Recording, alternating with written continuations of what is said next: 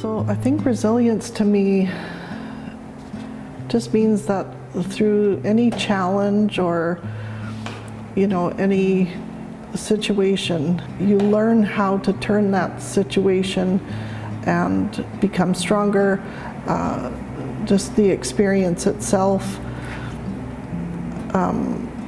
you learn things through that, and so maybe you have to change the way that you think or that you do something, instead of just being someone who gives up, or you just find a different way to do it. I think that's really what it takes, and that kind of touches on that idea of resiliency in our communities. Is our ancestors, they were very vocal in BC. They were very politically motivated. We see a problem and we find a way to fix it, and it sort of touches on that traditional way of doing things too. Is like, that is a traditional way of doing things. Like, we're people. We were never meant to do things on our own. We're meant to learn to work together and be together and do things together. And so I think that it all goes back to going back to traditional ways. Like, all of these things are small ways that we can bring ourselves back to making sure that we're accountable to one another and we're accountable to the world around us. And I think that's, I think it's built into us.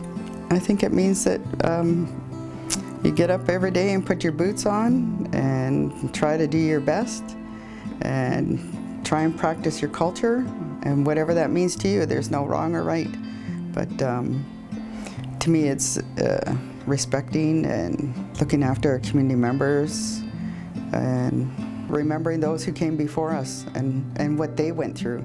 Resilience to me means fighting for our territory, fighting for our rights, fighting for what we believe in, teaching our younger generations how to be strong and how to stand up to things that that are going to try and change their way of life. Talk to the elders and see how things used to be, and get the youth to be strong and be resilient, and to look to the future and look to keeping our territory pristine and clean. Since we have so many territories, it's vital for us to stand up and make sure our territories are still pristine 30 or 40 years from now, still able to hunt off our lands and fish off our lands, and be able to do our traditional ways and carry on how our ancestors used to eat off the land, and be able to continue on. With regards to the Comox Watchman Guardian program, they're the ears and the eyes of the resources within our traditional territory. And I know down the road the Comox administration is going to lean heavily on these folks with regards to providing us with advice on how we go about advancing or trying to mitigate issues with regards to climate change. They're out in the field, they're monitoring fish, they're monitoring wildlife. They're the ones that are going to report back and provide briefing notes in regards to here's what's going out there, and here's what we need to be looking out for, and here's how we need to try and mitigate things. Being able to train more people on what the Guardian Watchmen do, and being able to grow our Guardian Watchman department so we can focus all of our attentions onto our lands and be able to protect what we have left of our lands. My role as a young person with the Guardian program really is just to grow and learn as much as possible on behalf of the community for the future, just to better ourselves, be better prepared for when things really do start to change and we really do face a challenge. All we can really do is just learn until then and be ready. I mean, without that knowledge, there's nothing really worth fighting for if you don't know what you're to look for and what to be monitoring over time as the changes proceed to happen. So yeah, working with the Comox First Nation Guardian Watchman Department, it's been lots of learning, but it's been really good learning. Learning to shift my mindset to try and think of our environment as a whole. The opportunities I think I see are, we have a lot of smart youth that are coming up that are very educated. And I think that's going to be one of our biggest points, is to have everybody educated on what to look for and how to do these changes that, we didn't want to have to happen, but I think having just our kids being educated and knowing what to do, with climate change in the future and how they can try to turn that around. But that's something that has to be done globally, not just here at home. It's education and awareness, but not just for the youth, but all people. If we just focus on one aspect of people, we're still dismissing the children of parents who went to residential school. We're still dismissing the adults that are my age that actually did go to residential school. Resilience isn't just focusing on one area. Resilience is focusing on the community as a whole, not breaking them up into segments. And without land, without a healthy environment, land is our connection to our culture. Land is our connection to our way of life. Land is also our connection to who we are as a traditional person. And we haven't even really talked about spirit.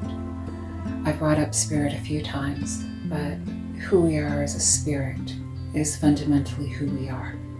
Traditional knowledge may be the only way that we can correct the course. It provides a crucial foundation for community-based adaptation and mitigation actions that sustain resilience. Traditional knowledge is more localized or specialized to our territories, so communication and inclusion with Indigenous peoples should be at the forefront of actions to reverse the road we are on. All of the traditions are always reminding us to remember. Ceremony is there so that we can remember to remember, and that's what it does for me. So when I was younger, I didn't have that intellectual understanding of what it was because I didn't speak the language and I couldn't hear a lot of what was going on, and there wasn't a lot of people around doing it. But I realized through my walks in the woods and seeing things every day that it was connecting me to the world around me. And so when we're doing tradition, we're going out and cutting cedar and we're gathering foods and we're feeding each other, and we're, when we're having a big grand potlatch and you have to work with people and you have to, do all these things, and you have to think about our spiritual well-being, our physical well-being, like we're feeding people, we have to give thanks to all of these plants and that are helping us to have this ceremony, including the big house and the giant monumental cedars that are in there. I think it's important for us as, community members, just to be thinking about these things, as I'm heading into my elder years.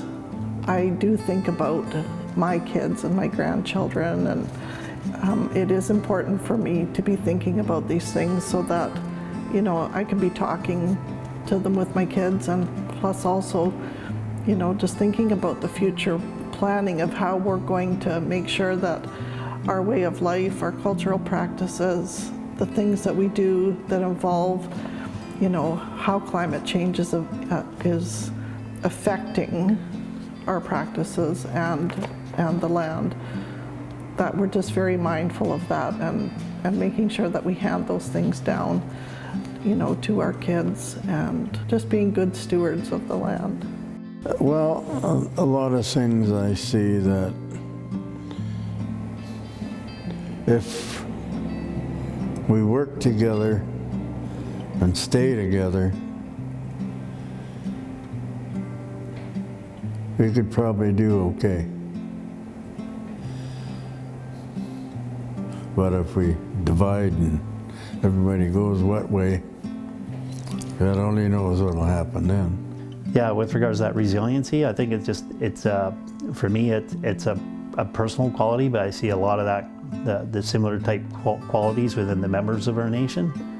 I think it's just a matter of just do it. The old Nike phrase, just do it. And it's us just putting our heads down and just bowling through it. We've dealt with a lot of pain, our community, over the years when we look at residential school, but we're still here.